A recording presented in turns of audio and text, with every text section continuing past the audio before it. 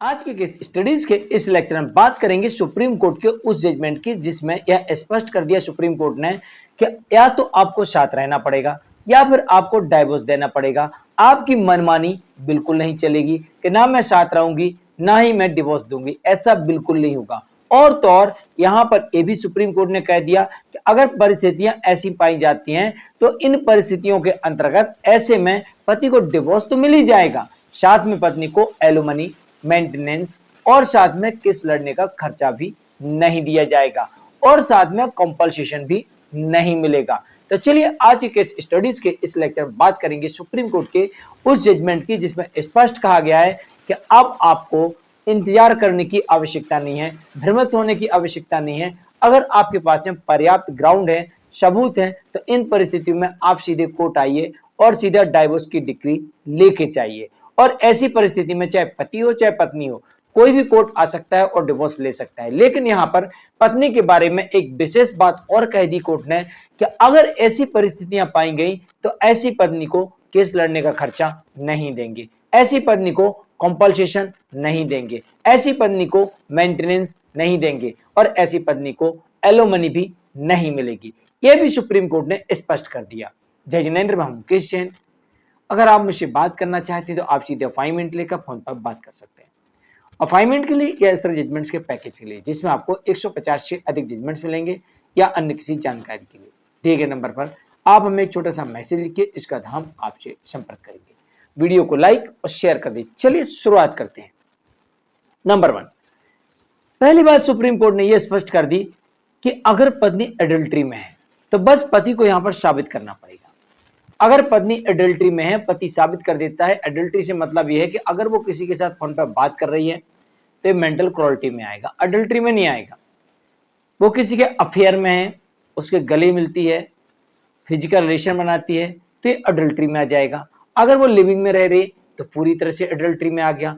अगर पति ऐसा साबित कर देता है कि वो फोन पर बात करती है या फिर वो उसके गले लगती है या रिलेशन बनाती है या उसके साथ लिविंग में रह रही है, इन चारों में से कोई भी पति एक बात साबित कर दे या चारों साबित कर दे तो ऐसी परिस्थिति में यहां पर पति को डिवोर्स तो मिल ही जाएगा और साथ ही यहां पर पत्नी को कुछ नहीं दिया जाएगा, मतलब पैसे के नाम पर 1 रुपए नहीं मिलेगा।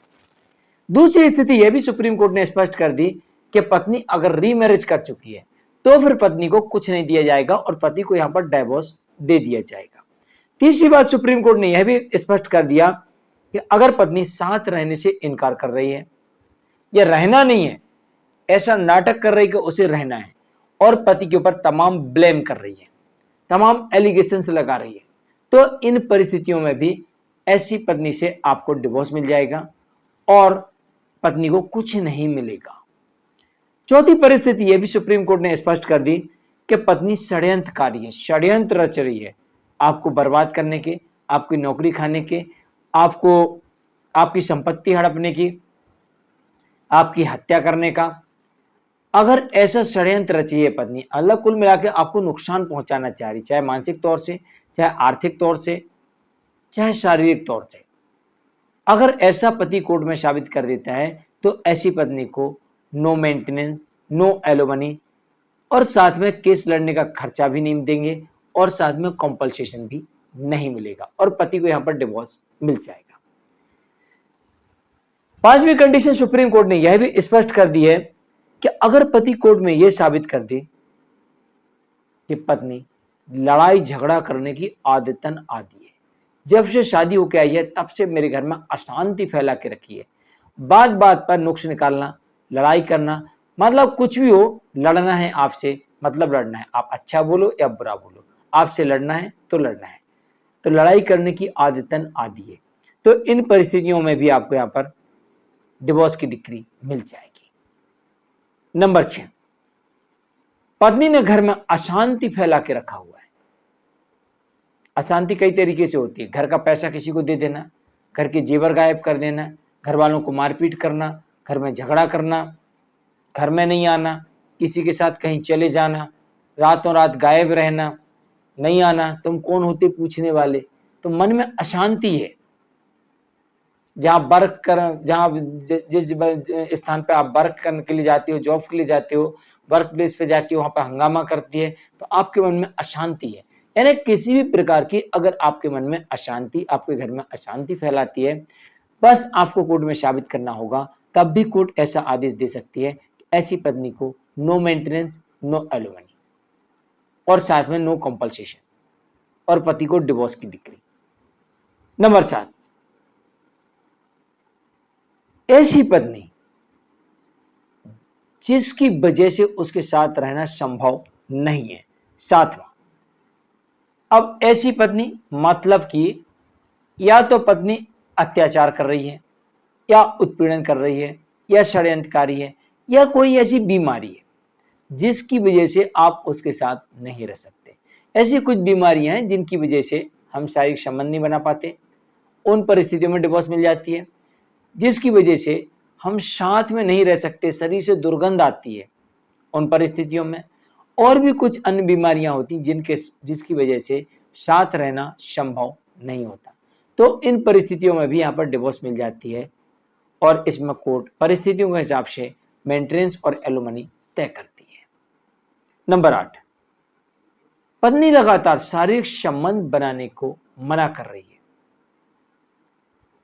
पत्नी शारीरिक संबंध नहीं बनाती है, शारीरिक सुख नहीं दे रही है, लगातार कह रही नहीं बनाना मुझे, तेरे साथ मैं फिजिकल रिलेशन बनाऊंगी ही नहीं। अगर ऐसा कह रही है, लगातार मना कर रही है, तो फिर ऐसी स्थिति में पति के पास अधिकार है कि ऐसी पत्नी से पति डिवोर्स ले सकता है और साथ में कोर्ट ऐसी पत्नी को सभी प्रकार के मेंटेनेंस देने से इनकार कर सकती है। लेकिन शारीरिक संबंध क्यों नहीं बना रही है, ये पत्नी को कोर्ट में साबित करना पड़ेगा। अगर वो साबित करने में सफल हुई, कोई ऐसा रीजन हुआ कि जिसकी वजह से उसका अधिकार बनता है कि वो पति के साथ शारीरिक संबंध नहीं बनाएगी, तो फिर पति को ना यहाँ डिवोर्स मिलेगा, ना पत्नी का कोई राइट्स हटेगा। ये भी ध्यान रखिएगा, नहीं तो आप 20 रुपए बोलने लगो मेरे को फिजिकल रिलेशन बनाना है, या फिर आप किसी बीमारी से ग्रसित हैं और उसमें फिजिकल रिलेशन नहीं बना सकते हैं और आपको नहीं, मैं तो बनाऊंगा, मेरी पत्नी है, मेरा अधिकार है, नहीं तो मैं डिवोर्स ले लूंगा, तो नहीं मिलेगा। मतलब कंडीशन से यहां पर ये ध्यान रखिएगा। नंबर 9, आपकी वाइफ आपके प्रति, आपके परिवार वालों के प्रति, रिश्तेदारों के प्रति झूठे एलिगेशन लगाती है, झूठी शिकायतें करती है, झूठी कंप्लेंट देती है, झूठे केस कर रही है, तो फिर पति के पास ये राइट आ जाते हैं कि पत्नी को झूठा साबित कर दे और ऐसी पत्नी से डिवोर्स ले ले, और झूठा केस होने की वजह से ऐसी पत्नी से कंपल्सेशन भी मांग सकता है, इसे जेल ही भिजवा सकता है। और तो और ना पति को यहाँ पर केस लड़ने का खर्चा देने की आवश्यकता है, ना मेंटेनेंस देने की आवश्यकता है, ना स्थायी भरण पोषण देने की आवश्यकता है, और ना ही कंपल्सेशन देना पड़ेगा, कुछ नहीं देना पड़ेगा, उल्टा पत्नी से पति मांग सकता है। नंबर 10, अगर पत्नी ब्लैकमेल कर रही है, ये घर मेरे नाम से कर दो, परिवार वालों को छोड़ दो, नहीं करोगे मैं तुम पे केस कर दूंगी, इतने पैसे दे दो वरना मैं तुम पे केस कर दूंगी। अगर आपकी वाइफ आपको ब्लैकमेल किसी भी तरीके से करती है, तो ब्लैकमेल का सबूत कोर्ट में दे दीजिए, आपको डिवोर्स ही मिल जाएगा और आपको पत्नी के लिए किसी प्रकार का कोई भी पैसा भी नहीं देना पड़ेगा। मैं हूं केस जैन, मिलते हैं एक और केस स्टडीज के एक और लेक्चर में। आज के लिए इतना ही, नमस्कार।